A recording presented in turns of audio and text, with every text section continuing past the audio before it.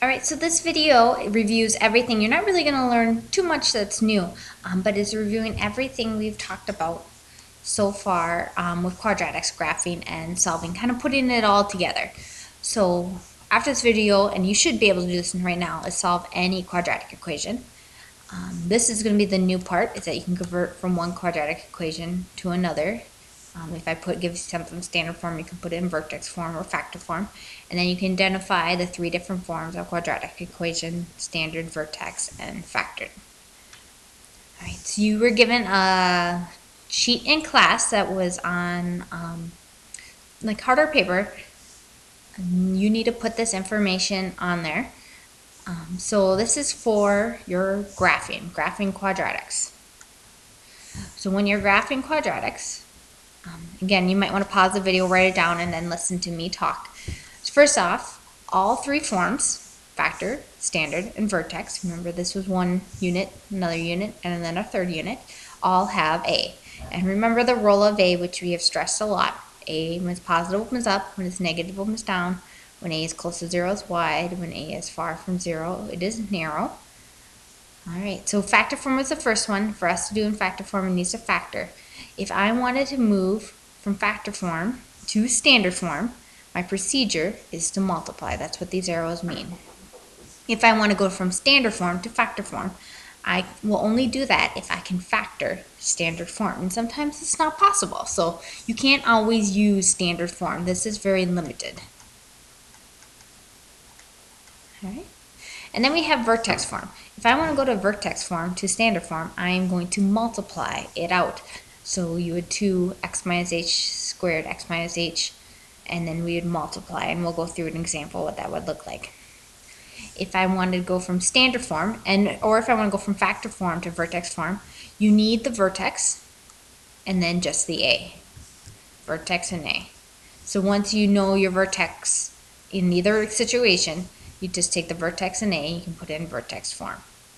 So the one that requires the most work is probably going into standard form because you have to multiply it out. Alright, so on the other side, or on the bottom of the sheet, you have your vocabulary. I'm not going to talk too much about this because we've stressed this a lot, but just kind of have the sheet as a reference. Reminder that this sheet, you should not throw it away, and you can keep it until you take Algebra 2 as a reference, because your Algebra 2 teachers will be talking about quadratics, and this can kind of recap of what you did in Algebra 1.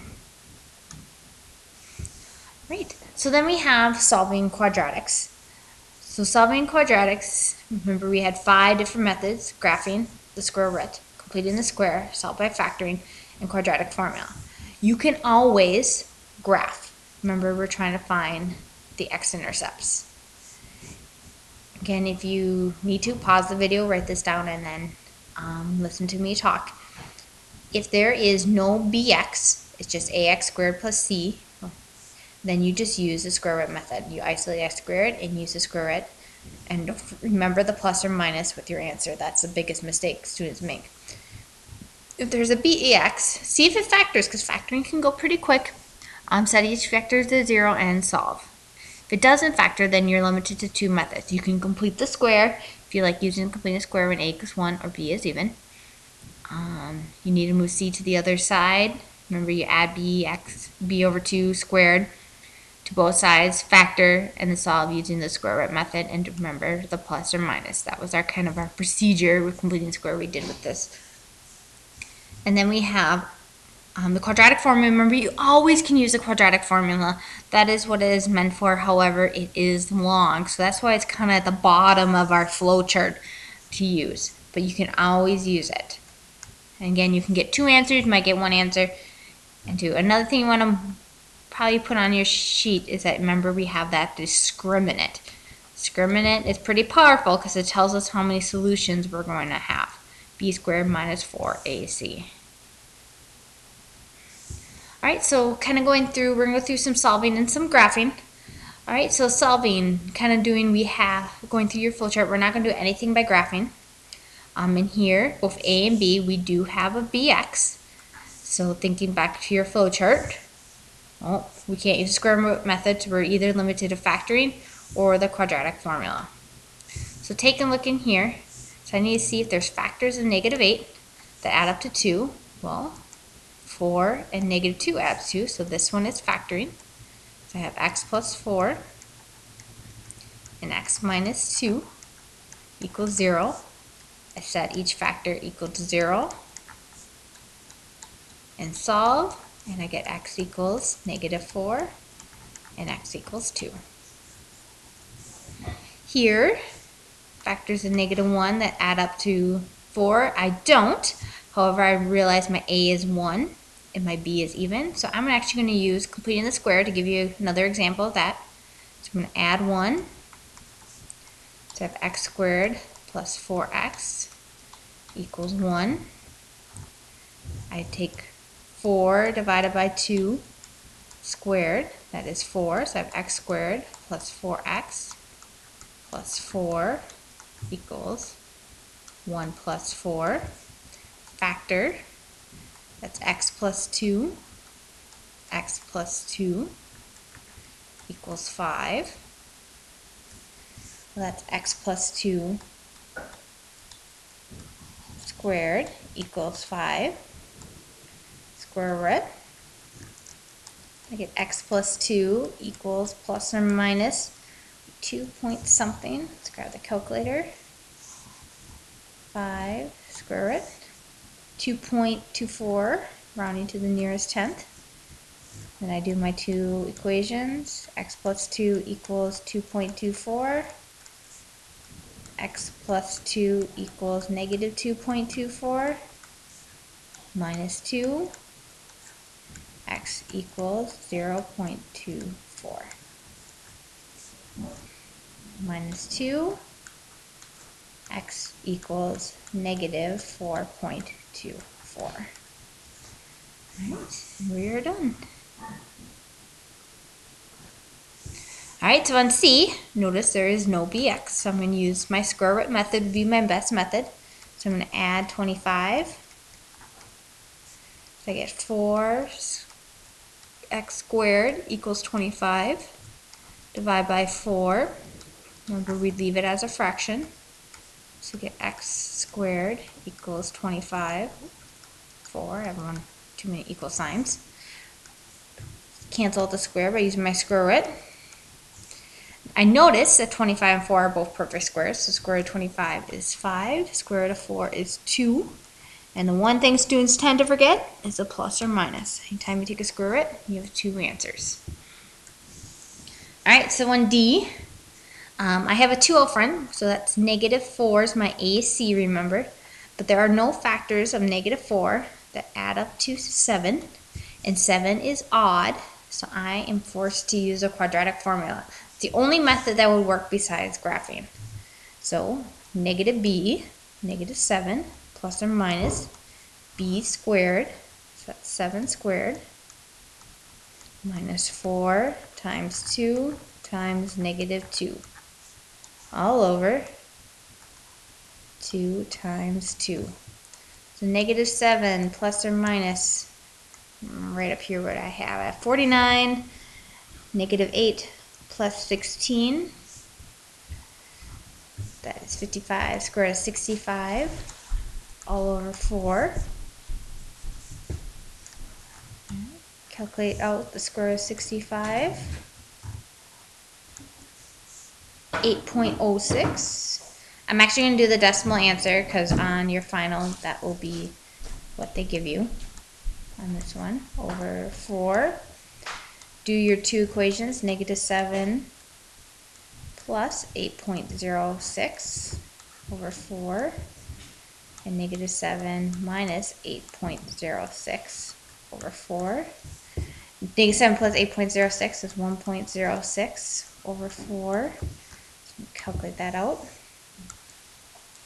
0.06 divided by 4 gives me, round to the nearest tenth, 0.27. One answer. Over here, I get negative 15.06 divided by 4. Negative 15.06.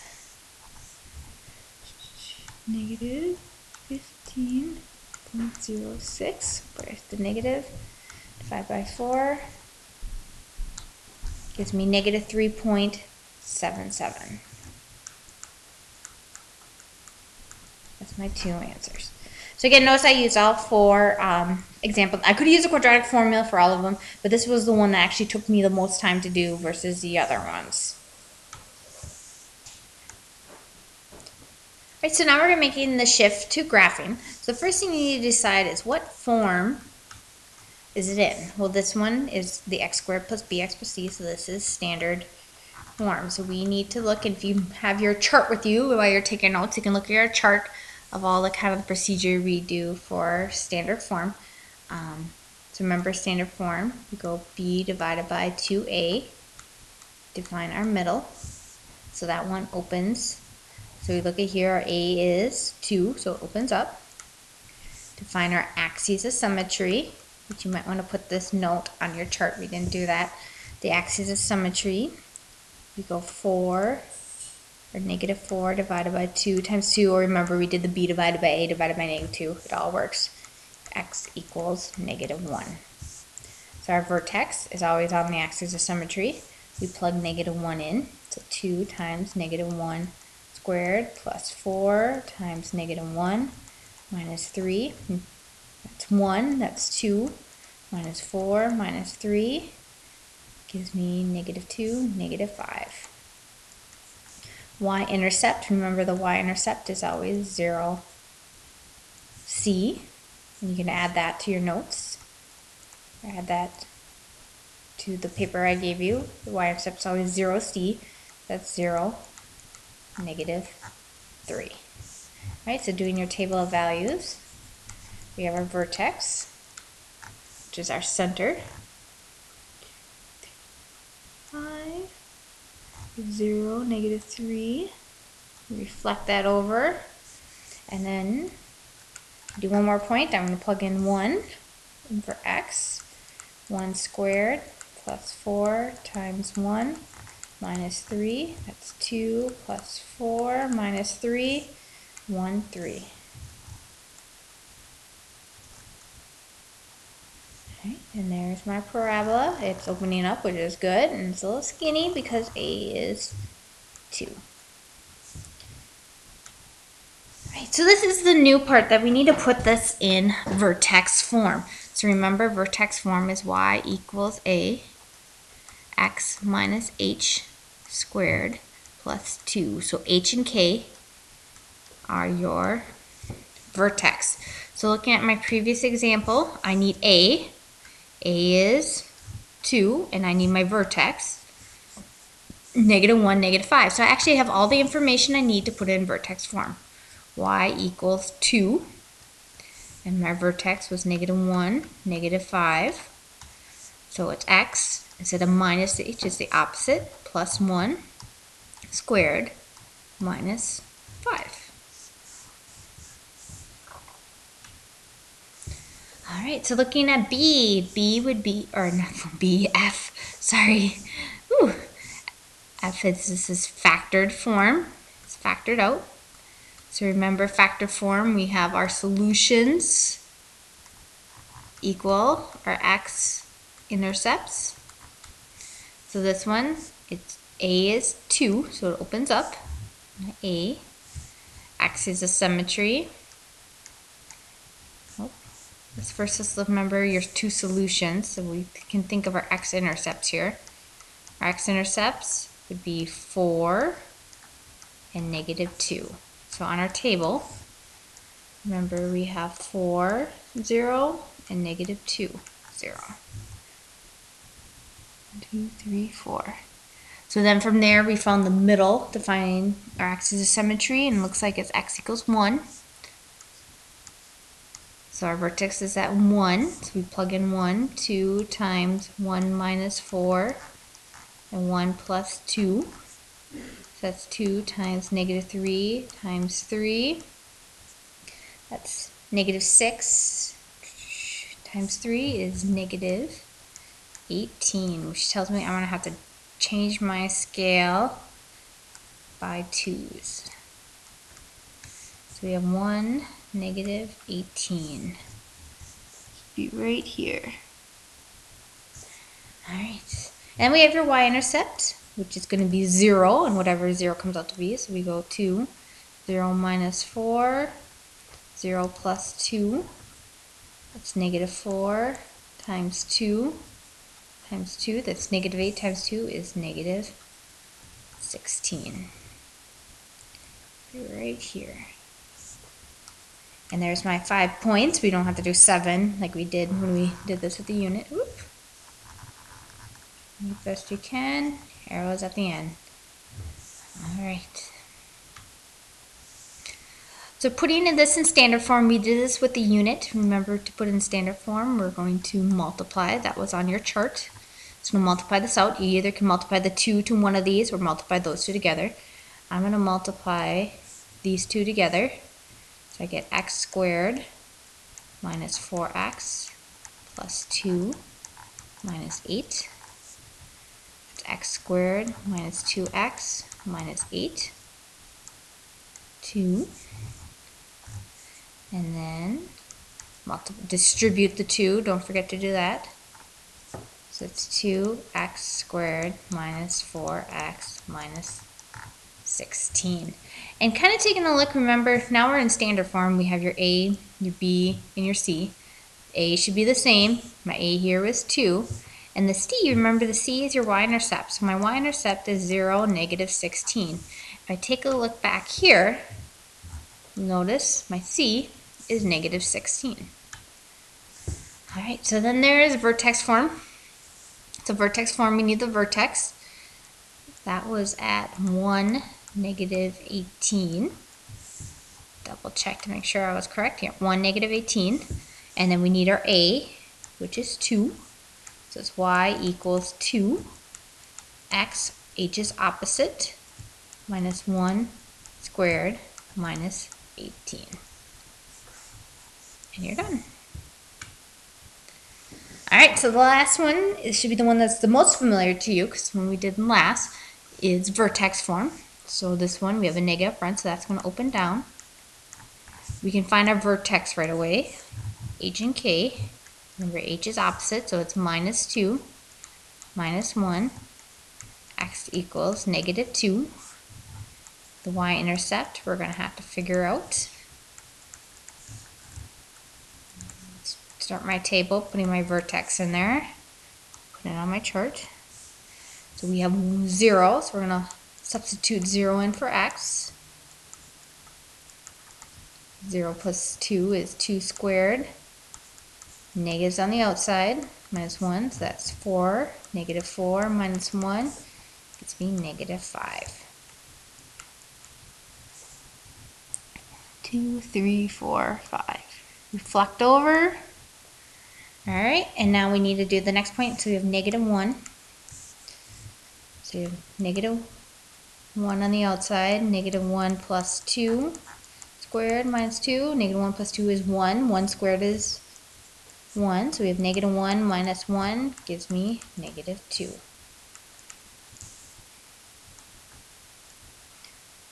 And there you go.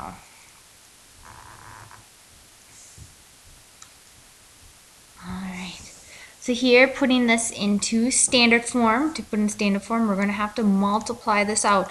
So this is going to take a little bit of work. We have a negative, we have x plus 2, x plus 2. Reason why we have 2 of them, because we have that squared, minus 1.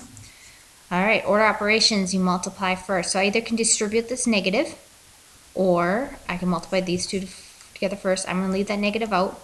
So we got negative x squared plus 2x plus 2x plus 4 minus 1. Negative x squared, oh, negative on the outside, plus 4x plus 4 minus 1. That's negative x squared minus 4x minus 4. I distributed my negatives, so again, order operations, do multiplication first. I still have that minus 1. So my final answer is y equals negative x squared minus 4x minus 5. That's my final answer. And again, I can check. This is my C, which remember is my y-intercept. Looking over here, oh, my y-intercept is -5. That's great. My a was a negative.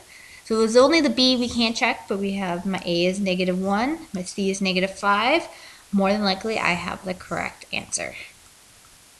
All right, that is it. I know that was a lot of information, but it was a lot of review. The only thing that's different is converting from back and forth. Again, use the chart and save it for Algebra 2. There's a reason I put it on special paper so you would remember, like, okay, this is important and I need to keep it, and kind of help you remember of everything you need to know for Algebra 2 to kind of give you a head start. Remember, A is in all three forms, and it's kind of a way to check yourself. C is also another way you can check yourself. And then when you're solving, use the most efficient method. Don't be so stuck on using the quadratic formula all the time. It does work all the time, but it's long, and kind of recognize when to use one situation and the other. You should be good at all 5, not just one. Reminder to do your reflection so you get credit for watching this video.